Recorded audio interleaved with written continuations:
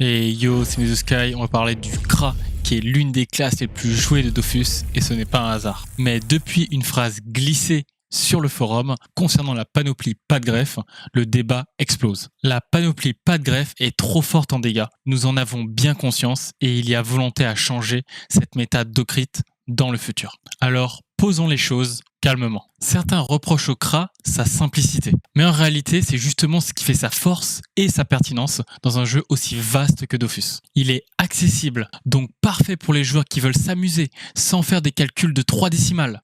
Il remplit parfaitement son rôle de dommage dealer à distance et il permet d'exploiter 100% de son potentiel dans la majorité du contenu PvM. C'est un design réussi, c'est pas un truc compliqué pour des gamers pros, c'est quelque chose d'efficace, lisible et cohérent. Et le CRA aujourd'hui, c'est le DPS range le plus stable, le plus lisible et le plus rentable. On entend souvent le CRA frappe de trop loin, c'est déséquilibré. Mais en vrai, la portée en elle-même n'est pas le problème. Prenons l'héliotrope. C'est la classe avec la plus grande portée du jeu. Les portails permettent de toucher quasiment n'importe quelle case de la map. Et pourtant, personne ne réclame un nerf de la portée des hélios. Pourquoi ? Parce que c'est une classe considérée comme skillée. Mais c'est là où la logique devient bancale. Depuis quand la légitimité d'une mécanique dépend du niveau de difficulté de la classe qu'il utilise ? Donc, si une classe complexe tape à 20 PO, c'est normal. Mais si une classe simple tape entre 12 et 15 PO, ça devient un problème. Je pense qu'il faut arrêter de croire que la portée du CRA est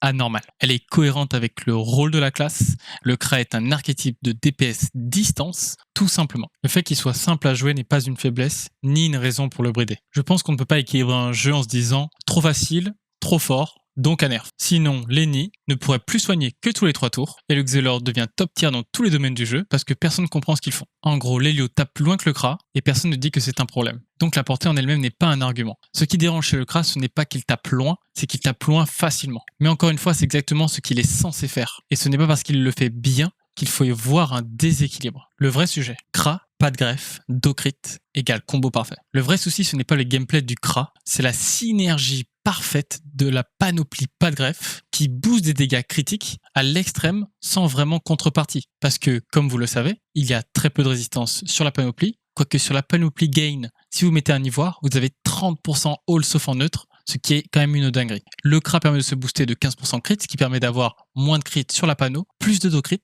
et derrière, ça lui permet de faire des dégâts colossaux, de très loin, sans contrepartie, parce que il a les raises, il a les dégâts, il a la distance. C'est ce que les devs ont pointé du doigt, en tout cas les community managers, la volonté de changer la méta de Dokrit.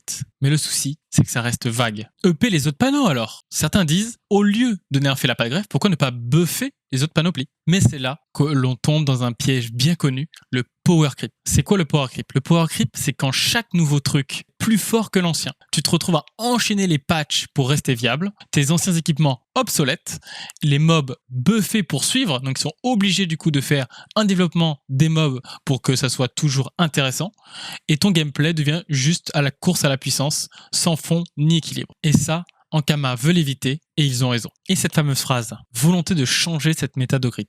La tournure est belle, mais on va pas se mentir, avoir la volonté, ce n'est pas un plan d'action. Moi aussi j'ai la volonté de devenir milliardaire, et pourtant je suis là en train de jouer à Dofus. Une intention sans calendrier, ni méthode, c'est juste une déclaration. On ne sait pas quand ce sera fait, où ce sera fait, est-ce que ce sera fait ? Finalement, on ne sait pas dans quelle façon ils vont le faire. Peut-être jamais. Si vraiment il faut nerfer le CRA, quelle option on pourrait avoir ? Réduire légèrement la portée de certains sorts. Ça peut forcer un peu plus la gestion de distance sans tuer l'identité de la classe. Introduire des relances globales, moins de spam, plus de réflexion sur le cycle, même si cela a déjà été fait en partie. Réduire les outils de contrôle, moins de contrôle gratuit, pour une classe 100% offensive. Mais cela peut impacter drastiquement le PVP, parce qu'on peut faire moins de raid PA, moins de raid PO, la dispersion réduit sa PO, hausse des coûts en PA de certains utilitaires. Casser la synergie avec le Dokrit.